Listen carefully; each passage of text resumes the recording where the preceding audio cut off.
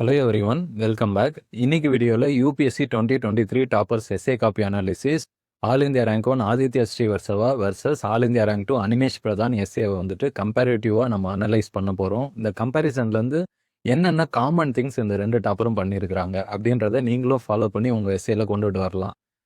இவங்க ரெண்டு பேருமே வந்துட்டு என்னென்ன யூனிக்கான விஷயம் பண்ணியிருக்கிறாங்க. அதாவது ஒரு சில விஷயம் ஆதித்யா ஸ்ரீவர்சவா பண்ணியிருப்பாரு, அனிமேஷ் பிரதான் பண்ணியிருக்க மாட்டார். அனிமேஷ் பிரதான் பண்ணியிருக்கிறது ஆதித்யா ஸ்ரீவத்சவா பண்ணியிருக்க மாட்டார். அதை நம்ம லேர்ன் பண்ணிக்கலாம். இது தவிர இவங்க ரெண்டு பேரும் பண்ணியிருக்கிற மிஸ்டேக்ஸு, அதை நம்ம லேர்ன் பண்ணி நம்ம எஸ்ஏவை நம்ம எப்படி எஃபெக்டிவாக எழுதலாம் அப்படின்றதான் இன்னைக்கு ஒரு தீம் ஆஃப் டிஸ்கஷன். ஸோ வந்து நம்ம எஸ்ஏ அனாலிசிஸ்க்கு போக முன்னாடி உங்களுடைய இப்போ எஸ்ஏ வந்து பர்ஃபெக்டாக எழுதுறதுக்கு என்னென்ன எக்ஸ்பெக்டேஷன் யூபிஎஸ்சியில் அப்படின்னு வந்து பார்த்தீங்கன்னா, எஸ்ஏக்கு வந்துட்டு ப்ராப்பர் ஸ்ட்ரக்சர் இருக்கணுங்க. இன்ட்ரடக்ஷன், பாடி, கன்க்ளூஷன். இன்ட்ரடக்ஷனை பொறுத்த வரைக்கும் நான் ஏற்கனவே சொல்லியிருந்தேன். இன்ட்ரடக்ஷன் அப்படின்றது வந்துட்டு 3 பெர்ஸ்பெக்டிவ்ல எழுதலாம். அதாவது ஃபர்ஸ்ட் விஷயம், இன்ட்ரடக்ஷனை ஸ்டோரி வச்சு அப்ரோச் பண்ணலாம், இல்லை ஒரு கோட் வச்சு அப்ரோச் பண்ணலாம். இதுக்கு உதாரணமாக வந்துட்டு ஆல் இந்தியா ரேங்க் 3 டோங்கரே அர்ச்சித் பிரயாக் அவர் எப்படி நேற்று இன்ட்ரடக்ஷன், கன்க்ளூஷன் ரெண்டுமே கோட் வச்சு லிங்க் பண்ணியிருந்தாருன்னு அப்படின்னு நம்ம எஸ்ஏ டிஸ்கஷன் பண்ணியிருந்தோம். அந்த வீடியோவை பார்க்காதவங்க அந்த வீடியோடைய லிங்க் நம்ம டிஸ்கிரிப்ஷனில் கொடுக்குறோம். மறக்காமல் அந்த வீடியோவை பாருங்கள். உங்களுக்கு இன்னுமே வந்துட்டு எஸ்ஏ எழுதுறதுக்கு நல்ல பெட்டரான ஒரு பெர்ஸ்பெக்டிவ் கிடைக்கும். சரி, இது தவிர வந்துட்டு கரண்ட் அஃபேர்ஸை வச்சு லிங்க் பண்ணி ஸ்டார்டிங்கில் இன்ட்ரடக்ஷன் எழுதலாம். இந்த 3 பெர்ஸ்பெக்டிவ்ல இன்ட்ரடக்ஷன் எழுதலாம். அது தவிர பாடி, கன்க்ளூஷன் எழுதணும். சரி, இந்த ஸ்ட்ரக்சர் ஆஃப் எஸ்ஏவை ஒழுங்காக பண்ணிட்டீங்கன்னா கண்டிப்பாக உங்களுக்கு 5 மார்க் அவார்ட் பண்ணிடுவாங்க.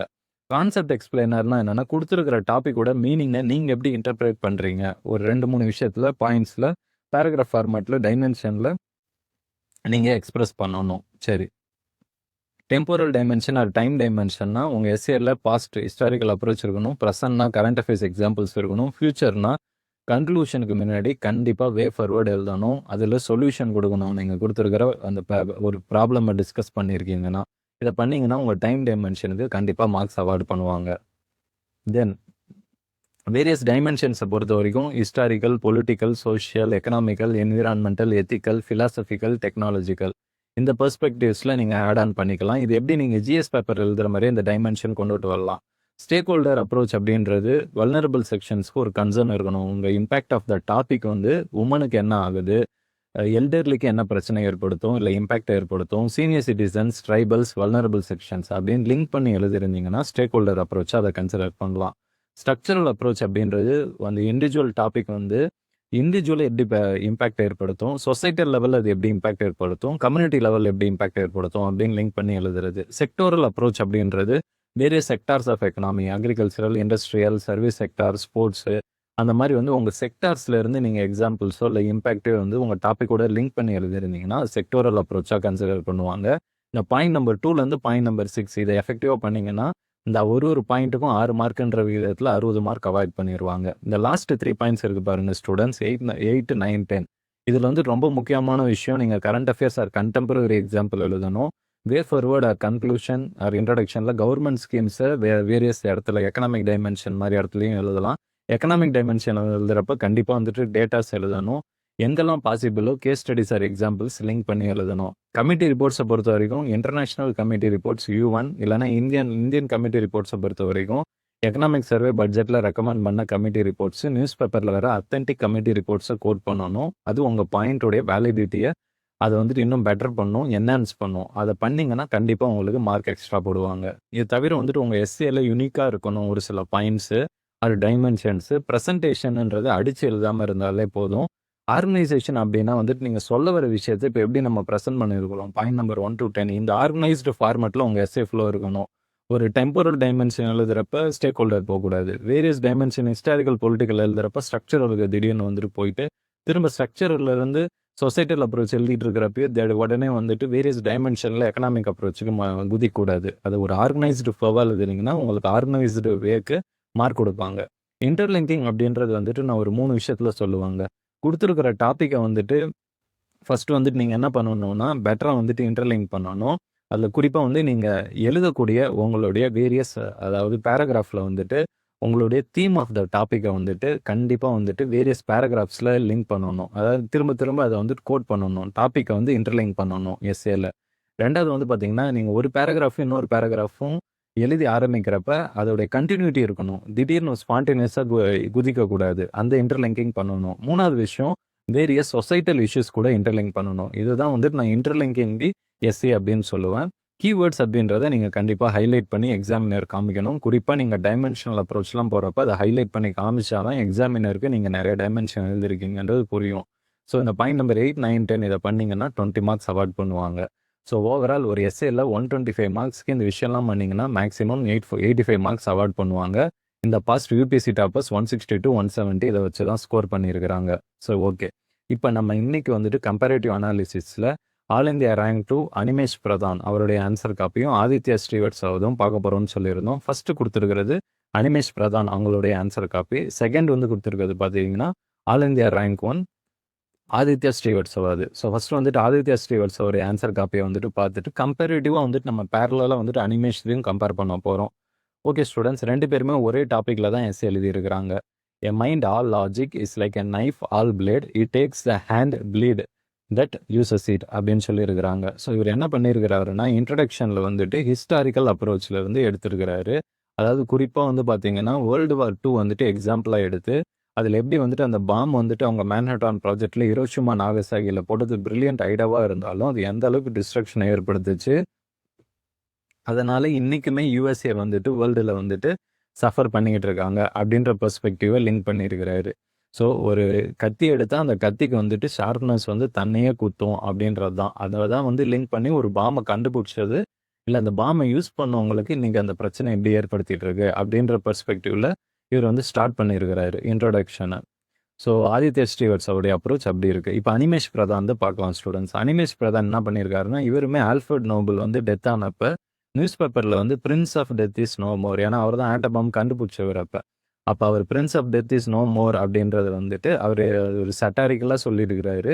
பட் அவர் என்ன சொல்கிறாருன்னா அந்த நோபல் பிரைஸ் ஃபவுண்டேஷன்ன்றது எந்த அளவுக்கு ஒரு லாஜிக்கலான ஆளுங்க, அவங்களாலே வந்துட்டு பார்த்தீங்கன்னா இந்த பாம்ன்றது எந்த அளவு டிஸ்ட்ரக்ஷன் சிவிலைசேஷனை ஏற்படுத்துச்சு, அவங்கள வருத்தப்பட வச்சுச்சு அப்படின்றத வந்துட்டு இந்த நியூஸ் பேப்பர் ஆர்டிக்கலில் சட்டாரிக்கலாக சொல்லியிருக்கிறாங்க. அதை தான் வந்துட்டு ஒரு நைஃப்ன்றது தண்ணியே குத்தும், அந்த மாதிரி தான் ஒரு பாமும் வந்து டிஸ்ட்ரக்ட் ஆகிருக்கு அப்படின்னு சொல்லியிருக்கிறாரு. இவருமே கிட்டத்தட்ட ஹிஸ்டாரிக்கல் அப்ரோச்சில் தான் ஸ்டார்ட் பண்ணியிருக்கிறாரு. அப்போ 2 பேருமே ஒரே பெர்ஸ்பெக்டிவில் தான் ட்ராவல் பண்ணியிருக்கிறாங்க ஸ்டார்டிங்கில். அதுக்கப்புறம் வந்துட்டு என்ன பண்ணியிருக்காங்கன்னா கான்செப்ட் கிளாரிட்டியில் போயிருக்காங்க ஸ்டூடெண்ட்ஸ். கான்செப்ட் கிளாரிட்டியை பொறுத்த வரைக்கும் ஆதித்ய ஸ்ரீவத்சவா என்ன பண்ணியிருக்காருன்னா ஃபஸ்ட்டு வந்துட்டு இவரோட மீனிங் எப்படி இன்டர்பிரேட் பண்ணிருக்கிறான்னா என் மைண்ட் வித் லாஜிக் வந்து அவங்களுக்கு வந்துட்டு எல்லா ரைட்டும் இருக்கும், ஆனால் வந்துட்டு எல்லா ரைட்டுன்றது எல்லாமே அவங்க தெரிஞ்சு வச்சுருப்பாங்க. ஆனால் எதை பண்ணணும் எதை பண்ணக்கூடாதுன்னு தெரியாது. உதாரணமாக அந்த பாம் வந்து கண்டுபிடிச்சது நல்ல விஷயம், ஆனால் அதை வந்துட்டு எப்படி யூஸ் பண்ணாங்கன்றது தப்பாக போச்சு அப்படின்றத சொல்லியிருக்கிறாரு. லாஜிக்கல் பிரெயின்ன்றது காஸ்ட் பெனிஃபிட் அனாலிசிஸில் நல்லா பயன்படும், ஆனால் அதோட பிரச்சனை என்னன்னா எம்பத்தி கம்பேஷன் வேல்யூவை கில் பண்ணிவிடும் அப்படின்னு சொல்லி மீனிங் ஆட் பண்ணியிருக்கிறாரு. ஸோ ஓவரால் கான்செப்ட் கிளாரிட்டியை பொறுத்த வரைக்கும் இவர் 3 பாயிண்ட்டாக கொடுத்துருக்கிறாரு ஆதித்யா ஸ்ரீவத்சவா. இதுவே அனிமேஷ் பிரதான் என்ன பண்ணியிருக்காரு அப்படின்றத இப்போ பார்க்கலாம் ஸ்டூடெண்ட்ஸ். அனிமேஷ் பிரதானை பொறுத்த வரைக்கும் வந்துட்டு இவருமே வந்துட்டு மைண்டு லாஜிக்கலாக இருக்கிறது வந்துட்டு ரேஷ்னலாக இருக்கும், நாலேஜபிளாக இருக்கும், சயின்டிஃபிக்காக இருக்கும். இந்த உலகத்தில் தான் ஒபாமாவும் இருக்கிறாங்க, ஒசாமாவும் இருக்கிறாங்க, அக்பரும் இருக்கிறாங்க, அவுரங்கசீப்பும் இருக்கிறாங்க, மண்டேலாவும் இருக்காங்க, முகேபும் இருக்காங்கன்னு கம்பேரிசன் பண்ணியிருக்கிறாரு.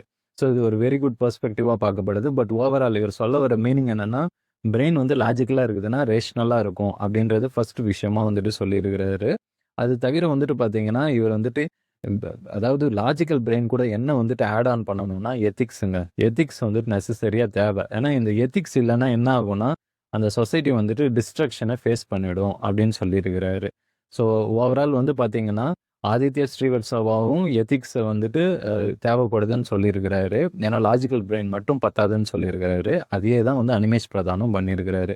இப்போ 2 பேருமே இந்த கான்செப்ட் கிளாரிட்டி வரைக்கும் ஒன்றா தான் ட்ராவல் பண்ணியிருக்கிறாங்க. Introduction, concept clarity. இதுக்கு அடுத்து வந்து பார்த்தீங்கன்னா ஆதித்ய ஸ்ரீவத்சவா வந்துட்டு ஹிஸ்டாரிக்கல் பெர்ஸ்பெக்டிவ்ல போயிருக்கிறாரு. இல்லை குறிப்பாக வேர்ல்டு எக்ஸாம்பிளில் ஹிட்லருடைய எக்ஸாம்பிளை பயன்படுத்தி அவர் எப்படி டிஸ்ட்ரக்ஷன் ஏற்படுத்தினாரு அப்படின்றத சொல்லியிருக்கிறாரு. அனிமேஷ் பிரதான் என்ன பண்ணியிருக்கிறாருன்னா அவருமே ஹிஸ்டாரிக்கல் பெர்ஸ்பெக்டிவ் போயிருக்கிறாரு. ஆனால் வந்துட்டு அதை டைரெக்டாக பண்ணாமல் நடுவில் வந்துட்டு வேற ஒரு டைமென்ஷன் ட்ராவல் பண்ணியிருக்காரு, எக்கனாமிக் டைமென்ஷன் போயிட்டு. ஸோ அதுக்கப்புறம் ஹிஸ்டாரிக்கல் டைமென்ஷன் வந்திருக்கிறாரு. இதை தான் நான் என்ன சொல்லுவேன்னா ஆர்கனைசேஷன் இல்லை. அதாவது வந்துட்டு அனிமேஷ் பிரதானுடைய ஆன்சர் காப்பியில் இந்த ஆர்கனைசேஷன் கண்டிப்பாக மிஸ் ஆகிருக்கு ஸ்டூடெண்ட்ஸ். சரி, இவர் இந்த ஹிஸ்டாரிக்கல் டைமென்ஷன் போகிறப்ப இவர் வந்துட்டு பிஸ்மார்க்கு, திரிஹம், ஹிட்லருடைய பெர்ஸ்பெக்டிவ் தான் திரும்ப ஆட் ஆன் பண்ணுறாரு. அவர் எப்படி டிஸ்ட்ரக்ஷன் ஏற்படுத்தினாரு அந்த டிசைர் மூலியமான்ட்டு. ஸோ வேர்ல்டு எக்ஸாம்பிளில் ஹிட்லரை பயன்படுத்திட்டாரு, ஹிஸ்டாரிக்கலில் இந்தியன் எக்ஸாம்பிள் வந்துட்டு இவர் என்ன சொல்றாருன்னா, ரிக்வேதால வந்துட்டு யூஸ் பண்ண அந்த காஸ்ட் சிஸ்டம் வந்துட்டு எந்த அளவு வந்து பிரச்சனையை ஏற்படுத்துச்சு. அதாவது அந்த காஸ்ட் சிஸ்டத்துடைய பிரதிபலிப்பு அப்படின்றது இன்னைக்குமே வந்துட்டு நெறைய பேர பாதிப்பு ஏற்படுத்துது. ஜெண்டர் டிஸ்கிரிமினேஷனையும் ஏற்படுத்துது. இந்தியால அப்படின்னு சொல்லி இந்தியன் பெர்ஸ்பெக்டிவ் ஆட் ஆன் பண்ணியிருக்கிறாரு. அத ஆதித்ய ஸ்ரீவத்சவா பண்ண தவறிட்டாரு. சரி. ஹிஸ்டாரிக்கல் பெர்ஸ்பெக்டிவ் முடிச்சிட்ட உடனே ஆதித்ய ஸ்ரீவத்சவா என்ன பண்ணியிருக்கிறாருன்னா, பொலிட்டிக்கல் பெர்ஸ்பெக்டிவ்ல போயிருக்கிறாரு. அதுல குறிப்பா வந்துட்டு ஈக்குவாலிட்டியும் ஃப்ரீடம் குடுத்தா ஈக்குவல் அவுட்கம் வரும். மென்னுக்கும் உமனுக்கும் அப்படின்றது இவர் சொல்ல வராரு. பட் இந்த விஷயத்துல ஸ்காண்டினேவியன் கண்ட்ரீஸ் கொஞ்சம் மிஸ் பண்ணிட்டாங்க. இருந்தாலும் அவங்க போராடுறாங்க ஜெண்டர் ஈக்குவாலிட்டிக்காக அப்படின்னு சொல்லியிருக்கிறாரு. ஆனா அனிமேஷ் பிரதான பொறுத்தவரைக்கும் நான் ஏற்கனவே சொன்ன மாரி ஒரு ஆர்கனைசேஷன் மட்டும் தான் இல்லைங்க. பட் ஆனா அவர் எழுதக்கூடிய பாயிண்ட்ஸ்லாம் வந்துட்டு ரொம்ப குவாலிட்டியா இருக்குது. இது ஏன் நான் திரும்ப திரும்ப சொல்றேன்னா, நீங்க அந்த பொலிட்டிக்கல் டைமென்ஷன் அவர் எழுதுற விதத்திலேயே வந்துட்டு உங்களுக்கு புரிய ஆரம்பிச்சிரும். பொலிட்டிக்கல் டைமென்ஷன்ல வந்துட்டு அவர் என்ன பண்றாருன்னா, எப்படி வந்துட்டு வேரியஸ் சொசைட்டி வந்துட்டு மொனார்க்கில இருந்து டெமோக்ரஸிக்கு ஆச்சு. டோட்டலிட்டேரியனிசம்ல இருந்து ஈவன் எத்திக்கல் டெமோக்ரஸி ஆச்சு அப்படின்றத கோட் பண்றாரு. எது வேர்ல்டு லெவல்ல. இந்தியன் லெவல்ல வந்துட்டு பார்த்தீங்கன்னாலும், அவர் வந்துட்டு இந்த பொலிட்டிக்கல் டைமென்ஷன்ல எப்படி வந்துட்டு இன்சர்ஜென்சி நார்த் ஈஸ்ட் இந்தியால, மணிப்பூர்லலாம் அந்த பிரச்சனை ஏற்பட்டுட்டு இருக்குது. ஏன்னா வந்துட்டு அங்க டெரிட்டோரியல் எக்ஸ்பான்ஷன் அண்ட் மியூச்சுவல் கோ எக்ஸிஸ்டன்ஸை நோக்கி போயிட்டு இருக்கிறாங்க. வேர்ல்டு லெவலில் ரஷ்யா யுக்ரைன் வாருமே வந்துட்டு பொலிட்டிக்கல் பெர்ஸ்பெக்டிவ்ல குளோபல் கன்சென்சஸ் ஃபார் பீஸ் வந்துட்டு ஏற்படுத்திக்கிட்டு இருக்காங்க அப்படின்னு சொல்லி இவர் கவர் பண்ணியிருக்கிறாரு. பொலிட்டிக்கல் டைமென்ஷன்ல மைக்கேல் ஃபோகால்ட் அப்படின்றவருடைய பெர்ஸ்பெக்டிவ்மே இவர் ஆட் ஆன் பண்ணியிருக்கிறாரு. ஸோ ஓவரால் பார்த்தீங்கன்னா இவருடைய பாயிண்ட்ஸ் குவாலிட்டியாக இருக்குது.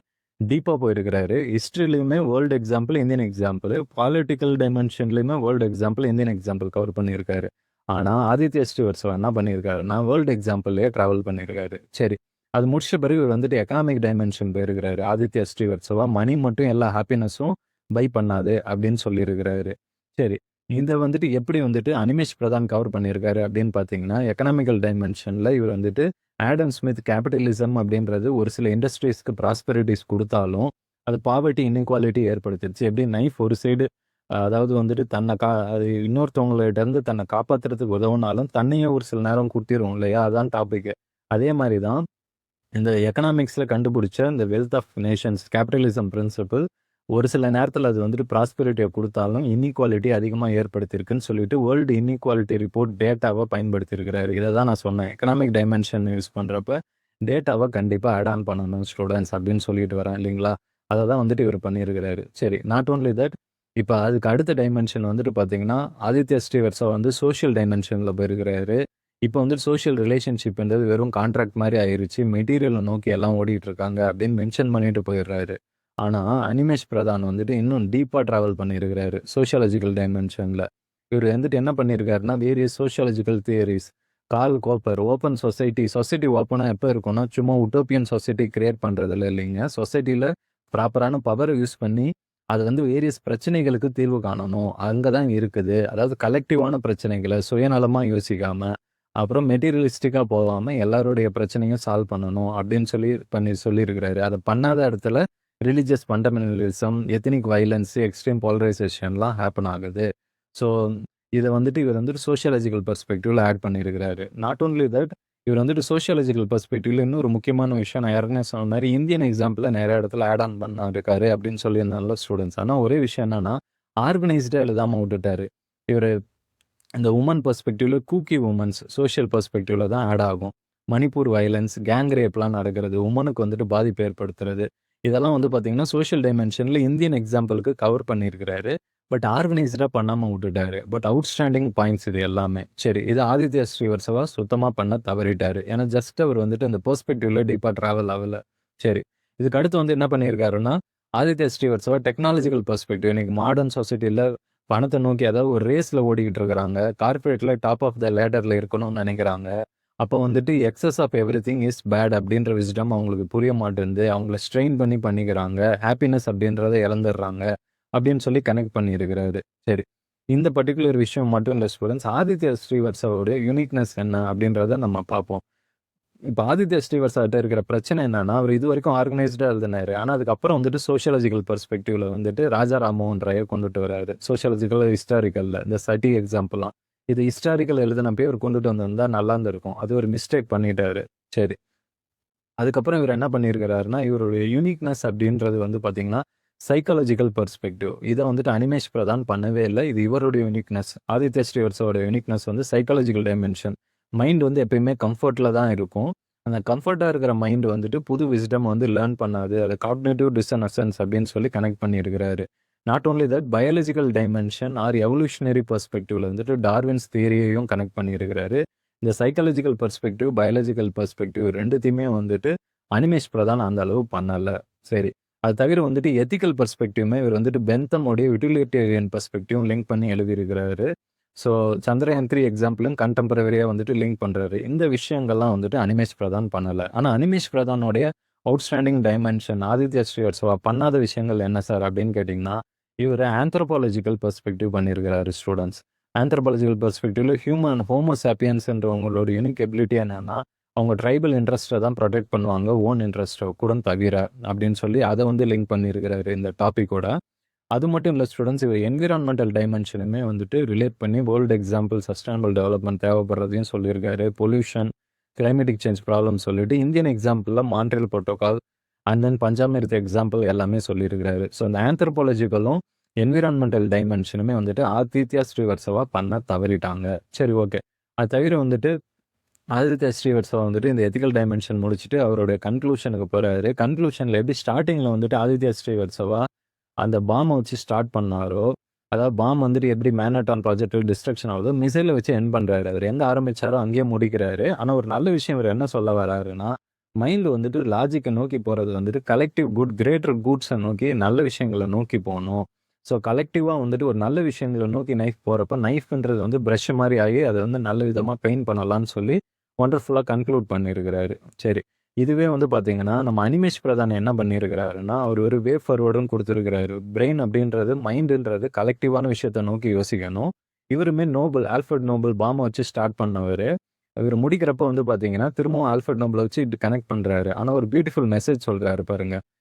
ரவீந்திரநாத் டாகூர் என்ன சொல்லியிருந்தாருன்னா, Alexander who conquer the world, not Alexander, Buddha தான். அலெக்சாண்டர் வந்து உலகத்தை வந்துட்டு மொத்தமாக கான்கர் பண்ணணும்னு நினைச்சாரு. ஆனால் புத்தர் வந்து பீஸ்ஃபுல் தான் வந்துட்டு இந்த உலகத்தை கான்கர் பண்ணிட்டாரு அப்படின்னு சொல்லி முடிக்கிறாரு. ஸோ ஓவரால் இவருடைய கன்க்ளூஷனுமே ஒண்டர்ஃபுல்லாக இருக்குது. சரி, இப்போ நம்ம மார்க்கிங் பேட்டர்னுக்கு போயிடலாம் ஸ்டூடெண்ட்ஸ். 2 பேர். ஃபஸ்ட்டு அனிமேஷ் பிரதானை பார்த்துருவோம். அனிமேஷ் பிரதானில் ஸ்ட்ரக்சர் ஆஃப் த எஸ்ஏக்கு இன்ட்ரோடக்ஷன் பாடி கன்க்ளூஷனுக்கு நான் 5 மார்க் கொடுத்துருவேன். கான்செப்ட் எக்ஸ்பிளனேஷன் இருந்துச்சு. டெம்பரல் டைமென்ஷனில் பாஸ்ட், ப்ரெசன்ட், ஃபியூச்சர் அட்ரஸ் பண்ணியிருந்தாரு. வேரியஸ் டைமென்ஷன்ஸில் நிறைய விஷயம் பண்ணியிருந்தார். ஹிஸ்டாரிக்கல், பொலிட்டிக்கல், சோஷியல் எல்லாமே பார்த்தோம். ஆந்த்ரோபாலஜிக்கல் கூட எழுதியிருந்தார். ஸ்டேக் ஹோல்டரில் உமன், கூக்கி உமனை அட்ரஸ் பண்ணி எழுதியிருந்தார். ஸ்ட்ரக்சரலில் சொசைட்டல் லெவலில் இம்பாக்ட் எப்படி இருக்கும்னு சொல்லி சோஷியாலஜிக்கல் பெர்ஸ்பெக்டிவில் நல்லா கனெக்ட் பண்ணியிருந்தார். செக்டோரல் அப்ரோச் பண்ண தவறிட்டார். ஸோ இந்த 6 பாயிண்ட், செகண்ட் பாயிண்ட்லேருந்து 7 பாயிண்டில் 6 பாயிண்ட் பண்ணதுக்கு நான் 60 மார்க் கொடுத்துருவேன். இன்ட்ரடக்ஷன் கன்க்ளூஷனுக்கு 5 மார்க் கொடுத்துருவேன். லாஸ்ட் 3 பாயிண்ட், இந்த விஷயத்தை பொறுத்த வரைக்கும் பார்த்தீங்கன்னா இவர் டேட்டாஸ் நல்ல விதமாக எழுதியிருந்தார்.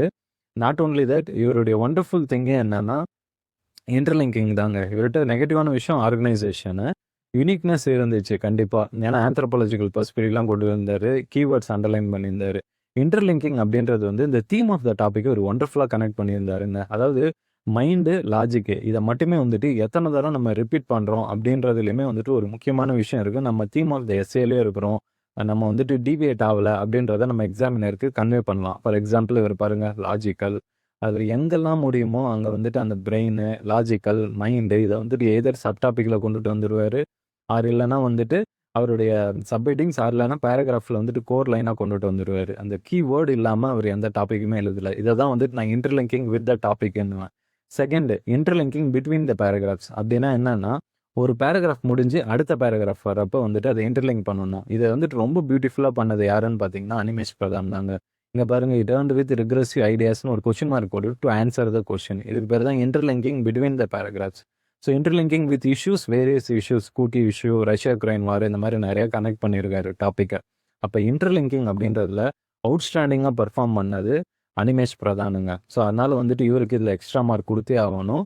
அண்ட் டேட்டாஸ் அண்ட் கமிட்டி ரிப்போர்ட்ஸ்லாம் சூப்பராக யூஸ் பண்ணியிருந்தார், அண்டர்லைனிங்கும் பண்ணியிருந்தார். ஸோ ஓவரால் வந்து பார்த்தீங்கன்னா இந்த பர்டிகுலர் டாப்பர் அனிமேஷ் பிரதானுக்கு நான் வந்துட்டு இதுக்கு மட்டுமே வந்துட்டு எக்ஸ்ட்ராவாக வந்துட்டு 5 மார்க்ஸ் வந்துட்டு அவார்ட் பண்ணுவேன். சரிங்களா?